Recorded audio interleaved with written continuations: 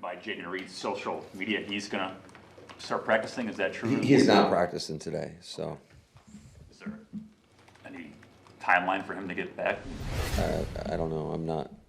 As soon as medical clears him, then he'll be out there. I know he's excited to get back. As am I.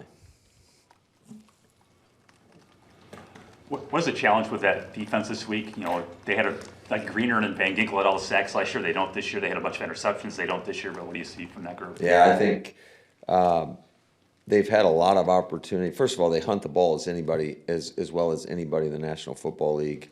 They've had a lot of forced fumbles. Unfortunately for them, they haven't recovered a lot of those. And I think that's the biggest difference as I look from last year to this year is last year they generated a ton of takeaways, but it's not because they're not capable. I would say it's similar to how our defense has gone in regards to just haven't been getting them. But they do a great job hunting them. They put you in a lot of bad situations in terms of just the different looks that they throw at you. They're going to bring a ton of pressure, and you better be able to identify and then go execute those blocks because they can force you into some really bad decisions and put a lot of pressure on the quarterback. I think Brian does a hell of a job, as good as anybody. It just, when you game plan for them, I mean, it takes a lot longer than your typical game plan just because of all the different looks that he presents. It is a real challenge. Matt, along those lines, your corners don't have any picks this season, but you've mentioned multiple times how they compete really well, they cover well, your advanced passing stats are all very good. Is that enough to win at the level that you want to, or ultimately do you need those picks too? I think ultimately when it's all said and done, I think we got to generate some of those takeaways. And unfortunately, you look at just a week ago, we had multiple opportunities and we just didn't finish the play. So I would say that the emphasis is on finishing the play. I think that would definitely give us a big boost and just more opportunities as a team to go score. What do you see in McCarthy? I see a guy he's got all the arm talent in the world. I just see a young quarterback. He's extremely athletic. They do a great job with him. I think Kevin is as good as anybody at putting his quarterbacks in position to be successful. He's obviously got some weapons around him when you're talking about guys like Jefferson, Addison, Hawkinson. Naylor does a great job. Both their backs do a heck of a job. You guys know how I feel about Aaron Jones, but Jordan Mason as well. So he's got plenty of talent around him. I just think he's a young developing quarterback, and I think it's a matter of time for him. I just hope the time's not this week. What went into Rashawn only playing 39 snaps the other day? Yeah, it was just, I would say, a byproduct of the game. He's never been a huge snap count guy if you look at the course of his career. But yeah, just every game could unfold a little bit differently. And I think JJ, he's been doing a heck of a job. So I'd say that's more of just credit to how JJ's gone in there and done his job. It's allowed Emmanuel Wilson to go from an undrafted guy at a D2 into someone who can come in and make it look like you're not losing too much when Josh isn't in there. Yeah, I just think that, first of all, I think Ben does a great job with those guys, but it speaks to his development. I can tell you, his rookie year, it was nonstop. I was always in his ear, kind of getting on him pretty good, but it's a credit to him in regards to being able to take the coaching and just show up, I would say, with a sense of urgency every day. There was a lot to learn coming from where he came from to where he is now, but I think he's embraced that. He's embraced the challenge, and then he's maximized his opportunities. You mentioned Savion's toughness after the game Sunday. I'm not sure coming out that a lot of people expected him to have that kind of ball skills down the field, played a lot of running back, obviously. Has his ball skills surprised you in any way since he arrived? I wouldn't say that. I think we were pretty comfortable with his ball skills on tape. I know, a lot gets placed on drops, as it should, especially when you're playing receiver or any pass catcher position.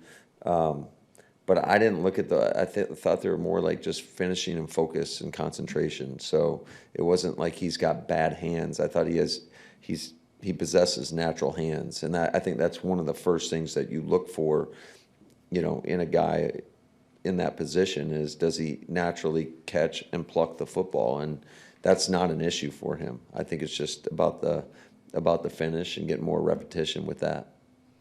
When an opponent wants to slow the game down and limit the number of possessions, how do you break away from that if you want to try to speed things up? I mean, that's a team thing, right? I mean, that's kind of how it's gone a little bit in regards to you got to find a way to get off the grass defensively, and I think,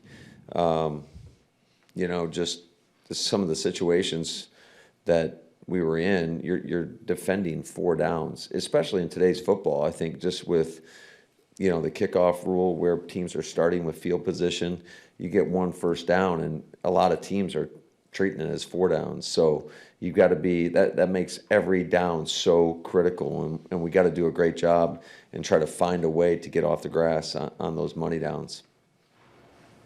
You had mentioned Flores a minute ago.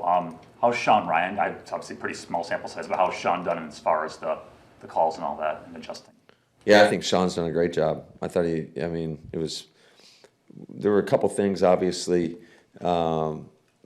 that I think that we're going to continue to improve and work through in regards to just making sure that we have clean operation from center to the quarterback. But I was really impressed, number one, with his poise out there, and I thought he did a great job. So I'm happy with him, and I think it's only going to get better the more he does it. You mentioned the Vikings defense. How incumbent is it on your offensive line to really communicate well this week and be on the communication? Well, I would say it's important every week, but especially this week they do a heck of a job of just, I would say it's kind of the illusion of complexity where they put a lot of different bodies in different positions, but it's all kind of the same to them.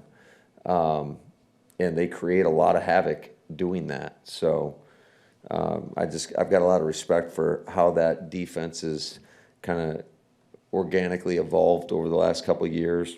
And you can tell they've got, not only do they have great players, but they've got very intelligent players, I think, in my estimation, just to see how they're able to, get to some of the stuff that they can get to, whether it's out of a huddle or no huddle. It really doesn't matter to them. Matt, what do you think of the strength of this division so far this year? Like as a whole, everybody's kind of bunched up? Yeah, I mean, I think you could speak to the strength of the league in terms of the competitiveness.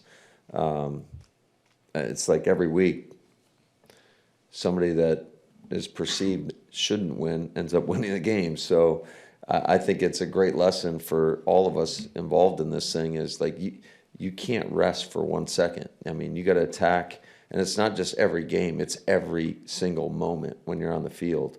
Every play is so critical because the margins are, in my opinion, as slim as I can ever remember it. With drops, those are part of the game. They're going to happen for everybody, obviously. I'm curious, how do you approach those in terms of, does it ever reach a threshold where there needs to be an accountability there, or do you just have to kind of chalk those up? Yeah, 100%. I think absolutely. That's part of your job responsibility. And if my biggest concern, because there's nothing that chaps my ass more when somebody yells at a player, catch the ball. Like, no, give them a coaching point.